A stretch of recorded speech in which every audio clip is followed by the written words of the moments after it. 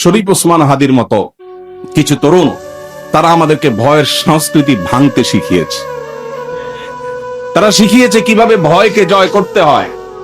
আপনার আমার অনেকের মতো তারও একটা ছোট্ট বাচ্চা আছে, মায়া আছে, এবং সে জানতো সে যে পথে পা বাড়িয়েছে এই পথে মৃত্যু অবধারিত, সেটার জন্য প্রস্তুত ছিল, আগে থেকে ঘোষণা দিয়েছে।